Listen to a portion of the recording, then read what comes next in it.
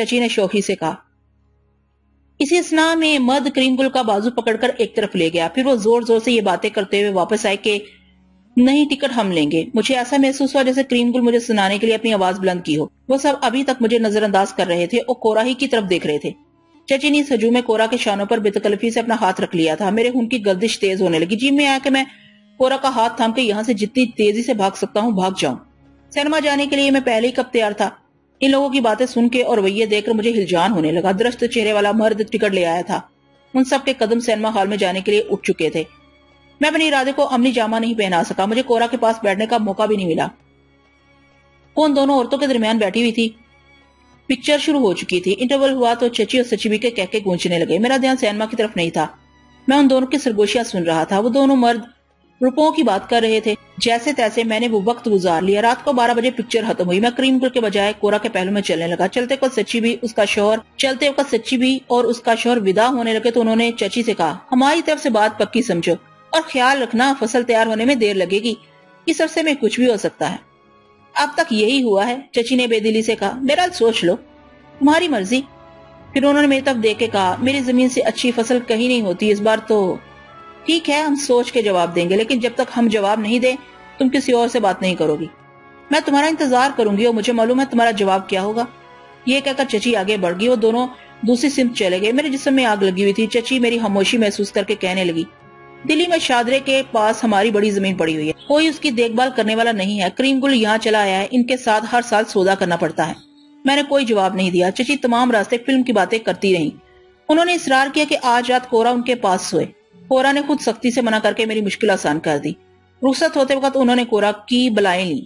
کمرہ بند کر کے میں نے کورا کی طرف دیکھا۔ اس کے چہرے پر بھی اضطراب چھایا ہوا تھا۔ ہم نے جلدی جلدی تمام کپڑے سوٹ کیس میں ڈال لیے۔ اب یہاں ایک لمحہ ٹھہرنا بھی مشکل ہو گیا تھا۔ احتیاطاً میں نے 1 گھنٹہ گزار دیا۔ رات کا 1:30 بج رہا تھا کہ میں دروازے سے جھانک کے دیکھا۔ ہوٹل پر پراسرار خاموشی مسلط تھی۔ جیسے ہی دروازہ کھول کے نکلے، بیرے نے میں حیرت سے دیکھا۔ میں اس کے ہاتھ پر 5 کا نوٹ رکھ کے اس کا تجسس دور کر دیا۔ وہ سوٹ کیس تھام کے نیچے دفتر میں آیا۔ 2 روز کا باقی کرایہ ادا کر کے میں تیزی سے نیچے اتر آیا۔ نیچے دربان کی حیرت بھی میں نے 5 روپے ادا کر کے دور کر دی۔ ٹیکسی ملنے میں دیر تو لگی۔ ہم پیدل چل۔ رات کے وقت ایک برقع پوش عورت کے ساتھ سوٹ کیس ہاتھ میں لے کے چلنے کی دشواری کا مجھے اندازہ تھا۔ خوش قسمتی سے کچھ ہی دور ایک ٹیکسی مل گئی۔ زائد کرائے کے لالچ میں وہ آمادہ ہو گیا۔ چاقو جیب سے نکال کر میں نے ہاتھ میں رکھ لیا تھا۔ کچھ فاصلہ طے کرنے کے بعد ٹیکسی ڈرائیور نے اچانک مجھ سے کہا کہ ہمارا تعاقب کیا جا رہا ہے۔ میں نے پیچھے کے شیشے سے مڑ کر دیکھا۔ ہم سے کچھ فاصلے پر تیز روشنیاں تھیں۔ جہاں جہاں گاڑی مڑتی تھی وہ روشنیاں بھی مڑ جاتی تھیں۔ ٹیکسی ڈرائیور کی جیب میں کچھ روپے ٹھونس کے میں نے خوشامد کی کہ وہ گاڑی تیز بھگائے۔ میری نظریں عقبی شیشے کی طرف تھی۔ گاڑی کی رفتار بہت تیز ہو گئی تھی۔ وہ علاقہ آ گیا جہاں مجھے اترنا تھا۔ پچھلی گاڑی ایک موڑ پر نظروں سے اوجھل ہو گئی۔ میں کورا کو لے کر تیز سے اترا۔ جیب سے روپے نکال کر گنے بغیر ڈرائیور کو تھماتے ہوئے کہا وہ گاڑی آگے بڑھا لے۔ ٹیکسی ڈرائیور نے ایک نظر ہم دونوں کو دیکھا، پھر اس نے حکم کی تعمیل کرنے میں دیر نہیں لگائی۔ ہم کسی تاخیر کے بغیر ایک چھوٹی سی گلی میں رینگ گئے اور اندھیرے میں چھپ کر کھڑے ہو گئے۔ میں نے چاقو کا کھٹکا دبا کر اسے برہنہ کر رکھا تھا۔ 2-1 منٹ بعد ہمارے پیچھے والی گاڑی کی روشنیاں سڑک پر نظر آئیں۔ گاڑی زن سے گزر گئی۔ ہم اس تنگ گلی میں اور آگے بڑھ گئے۔ مدرسے کا دروازہ بند تھا۔ میں نے زور زور سے پھاٹک پھیٹا اور آوازیں لگائیں۔ ایک بوڑھے شخص نے کھانستے ہوئے اندر سے پوچھا کون ہے؟ میں نے بلند آواز سے کہا زماں، میں مولوی محمد شفیق کا مہمان ہوں، دروازہ کھولیے۔ بوڑھے نے کھڑکی کھول کے ہمارے چہروں پر ٹارچ کی روشنی ڈالی اور اندر آنے کی اجازت دے دی۔ مولوی صاحب نے ایک ہی دستک پر دروازہ کھول دیا اور ہمیں دیکھ کر حیرت زدہ رہ گئے۔ آؤ اندر آ جاؤ، انہوں نے سکون سے کہا۔ ہم دونوں سر جھکائے ہوئے اندر داخل ہو گئے۔ کہاں رے؟ انہوں نے چارپائی پر بیٹھتے ہوئے کہا۔ ان کے ٹھنڈے لہجے میں شدید ناراضی چھپی ہوئی تھی۔ ہمیں معاف کر دیجئے مولوی صاحب، خدا کے لیے ہمیں معاف کر دیجئے۔ ہم نے آپ کو ناراض کیا، لیکن ہم نے بہت سے جھوٹ بولے تھے۔ ان کے خوف سے ہم چلے گئے تھے۔ آپ کے سوا اس شہر میں ہمیں کوئی آدمی نظر نہیں آیا، اس لیے ہم آپ کے پاس واپس آ گئے ہیں۔ اب جو چیز چاہے سزا دیں، ہمیں معاف کر دیجئے۔ اب ہم یہاں سے کہیں نہیں جائیں گے۔ آپ ہمیں اپنی امان میں لے لیجئے۔ آپ ہمیں اپنا غلام سمجھ لیجئے۔ ہم آپ کی خدمت کریں گے۔ ہمیں اپنے ساتھ مراد آباد لے چلیے۔ ہم قسم کھاتے ہیں کہ آپ کو دکھ نہیں پہنچائیں گے۔ سکون، اطمینان، تھکے ہوئے معلوم ہوتے ہو۔ مولوی صاحب نے ہاتھ اٹھا کر میری تیز زبان قابو میں کی۔ کورا تم مولوی صاحب سے پردہ مت کرو، نقاب اٹھا دو۔ کورا نے نقاب اٹھا دی اور جھجکتے ہوئے ان سے معافی مانگنے لگی۔ ارے تم تو اتنی چھوٹی ہو۔ مولوی صاحب پر حیرت طاری تھی۔ وہ کورا کو تعجب سے دیکھنے لگے۔ اب میری بات سن لیجئے، میں آپ سے بالکل جھوٹ نہیں بولوں گا، ایک لفظ جھوٹ نہیں کہوں گا۔ اس کے بعد اب جو چاہے فیصلہ کر دیجئے گا، ہمیں دھکے دے کر گھر سے نکال دیجئے گا یا ہمارا گلا گھونٹ دیجئے گا۔ میں نے جذباتی لہجے میں کہا یہ لڑکی جسے آپ دیکھ رہے ہیں غیر مسلم لڑکی ہے، اس کا نام کورا ہے۔ میں نے شروع سے آخر تک تمام ردات انہیں سنا دی۔ میں نے ان کاغذات اور جواہر کا دانستہ تذکرہ نہیں کیا جو ہمارے گھر میں رکھے ہوئے تھے، یہ بھی نہیں بتایا کہ تبت کے قبیلے چانگ کی جائے سردار ہے۔ میں نے ذرا سی ترمیم مناسب سمجھی اور یہ کہا کہ کورا ایک سردار کی لڑکی ہے، نیا سردار اس کی کم عمری کے باوجود اس سے شادی کرنا چاہتا تھا۔ اس کا تعلیق اجین اس کے باپ کی موت کے بعد اس کی سرپرستی کرتا تھا، اسے لے کر ہندوستان چلایا۔ نئے سردار نے ان دونوں کے پیچھے آدمی لگا دیے تھے، ان آدمیوں نے بدھ گیا میں اجین کو قتل کر دیا اور کورا ہمارے گھر بھاگ گئی۔ مولوی صاحب نے ایک ایک بات توجہ سے سنی تھی۔ یہاں آتے ہوئے کسی نے دیکھا تو نہیں؟ میری مراد ان لوگوں سے ہے جو تمہارا تعاقب کر رہے تھے۔ نہیں، میں نے جواب دیا۔ پھر مدرسے کے دروازے تک پہنچنے کا واقعہ تفصیل سے انہیں سنا دیا۔ ہم آپ سے درخواست کرتے ہیں کہ ہمیں کلکتے سے اپنے شہر لے چلیے، وہاں کچھ بھی کہہ دیجیے گا، میں وہاں کام کروں گا، آپ پر بوجھ نہیں بنوں گا۔ کورا کے لیے میں سب کچھ کروں گا، مزدوری کروں گا، بوجھا ڈھوؤں گا، ہمیں صرف رہنے کے لیے جگہ چاہیے۔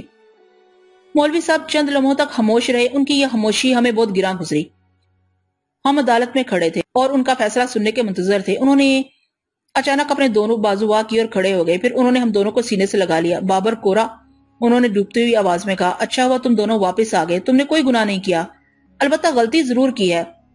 خیر، غلطی آدمی ہی سے ہوتی ہے اور تم تو ابھی بچے ہو، جو غلطی ہوگی اسے بھول جاؤ، وہ ماضی کا حصہ بن گئی۔ تم نے اس چھوٹی عمر میں بڑی جرت کا ثبوت دیا، اب تم فکروں سے بے نیاز ہو جاؤ۔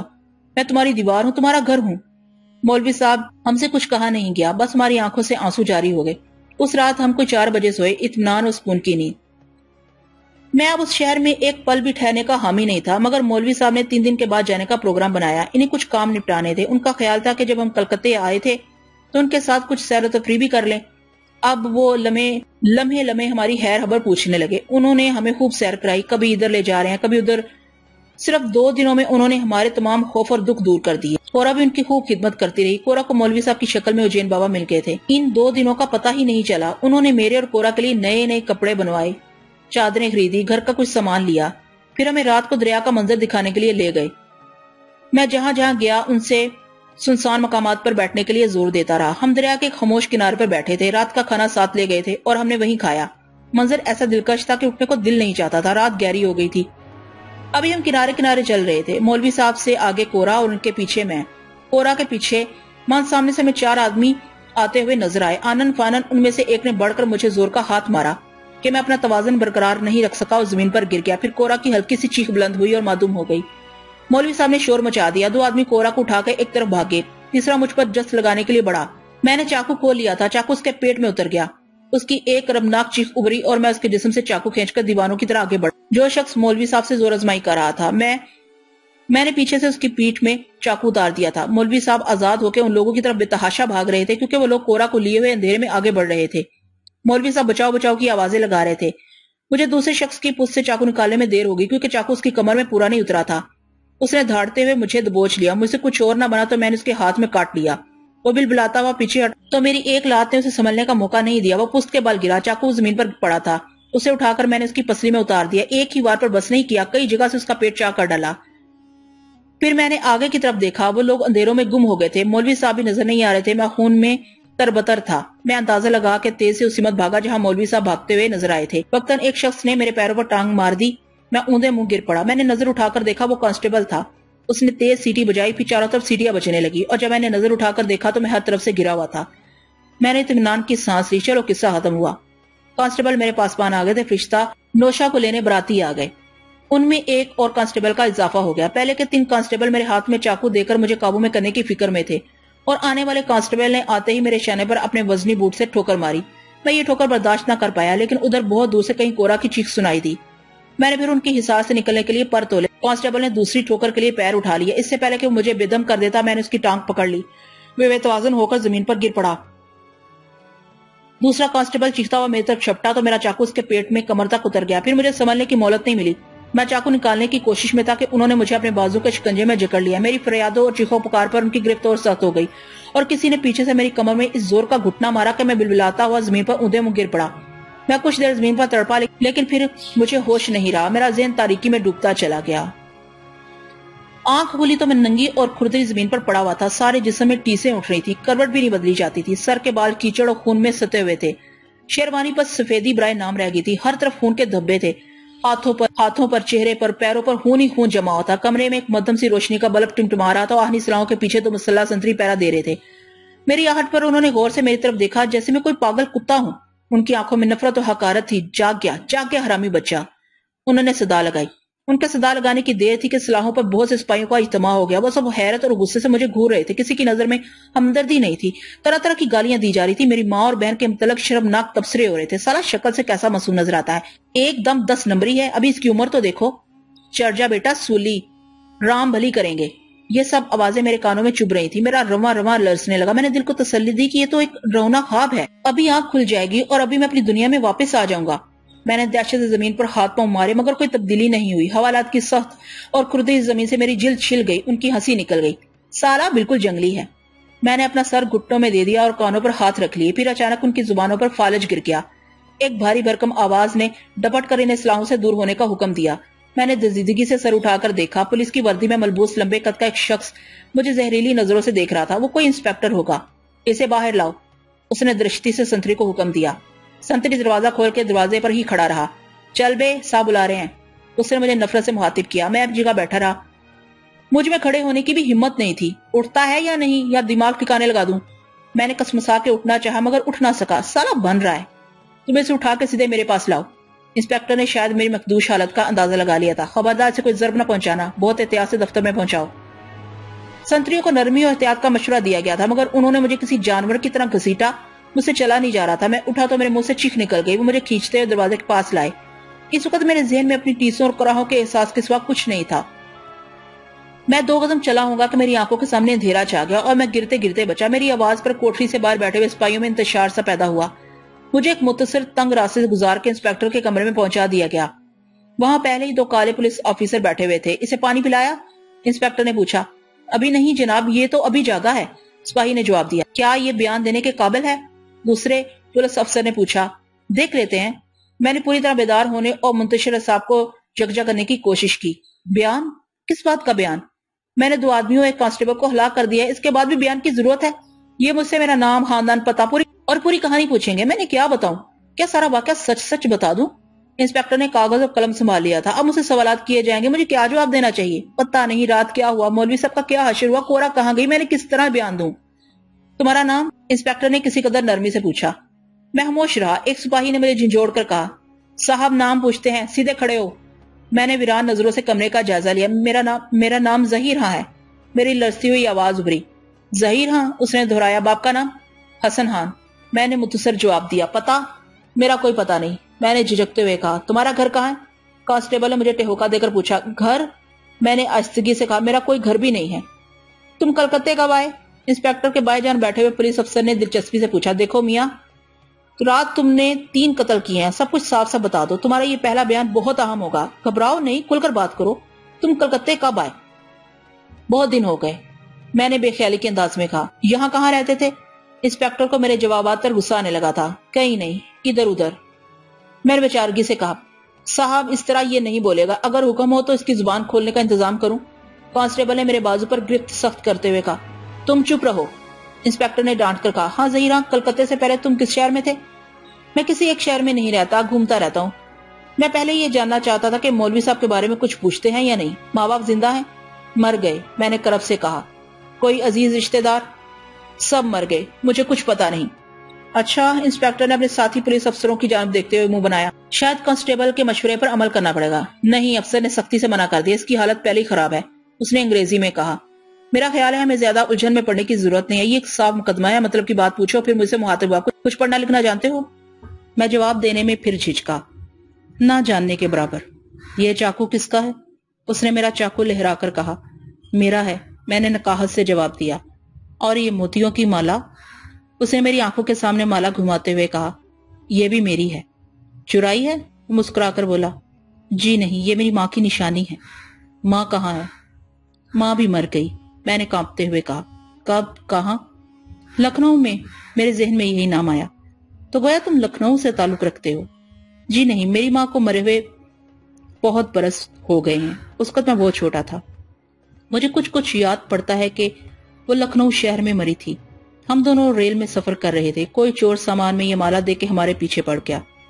चुनाचा माँ ने एहतियातन इसे मेरे गले में बनियान के नीचे छुपा दिया। इसके बाद मैं रेल में सोता रह गया और उठा तो माँ नहीं थी और वो चोर भी नहीं था।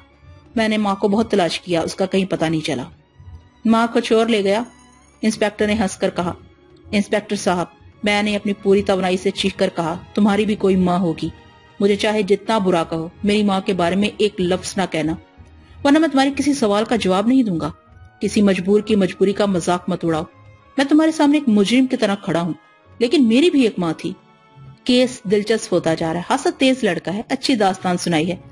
पुलिस ऑफिसर ने अंग्रेजी में तबसरा किया। फिर तुम ये माला लिए शहरों शहरों घूमते रहे।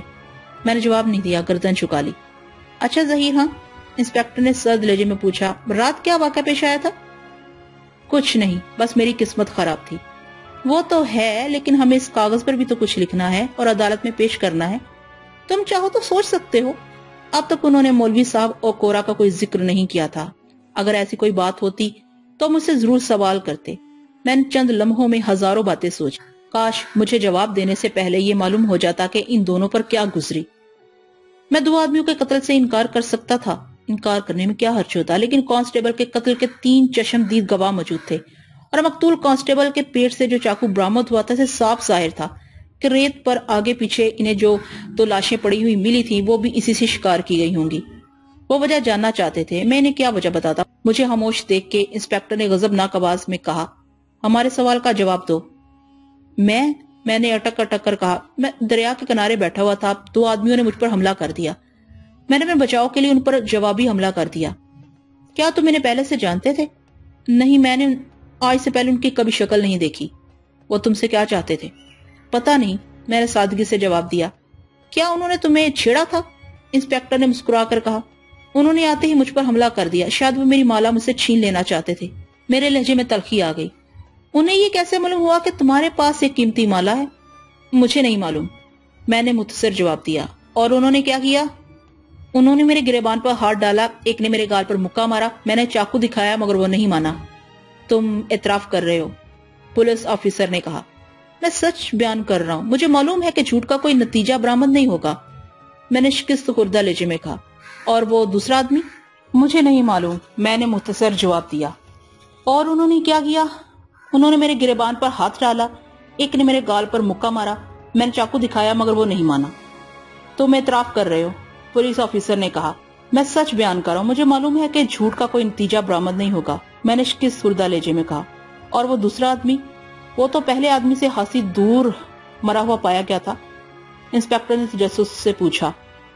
जब मैंने भागने की कोशिश की तो दूसरे आदमी ने मेरा ताकुब किया, फिर मैंने उसे भी मार दिया। और कांस्टेबल? मुझे मालूम था कि मुझसे 2 आदमियों का खून हो चुका है। मैं भागना चाहता था कि कांस्टेबल ने मेरा रास्ता रोक लिया। ये कहकर मैं खामोश हो गया। कुछ और पूछना है? इंस्पेक्टर ने पुलिस ऑफिसर से पूछा।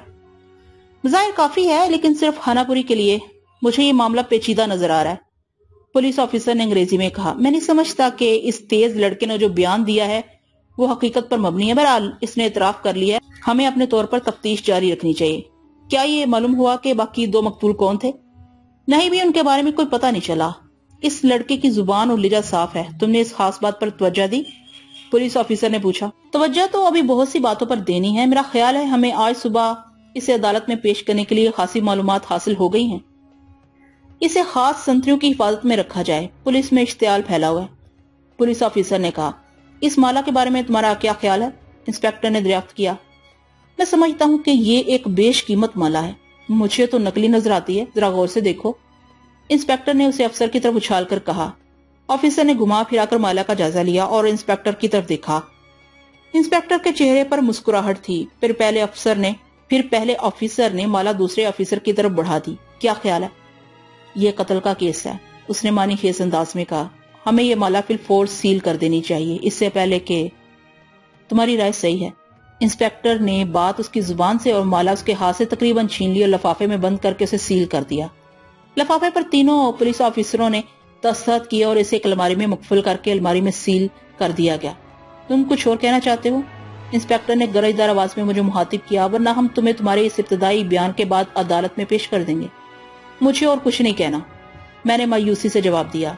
मेरी उंगलियों के निशानात लेकर मुझे फिर हवालात की कोठरी में फेंक दिया गया। सुबह की रोशनी फैल चुकी थी। मैं एक कोने में सर झुका के बैठ गया। میں نے تھانے اور حوالات کے بہت قصے سنے تھے، بہت کہانیاں پڑھی تھی،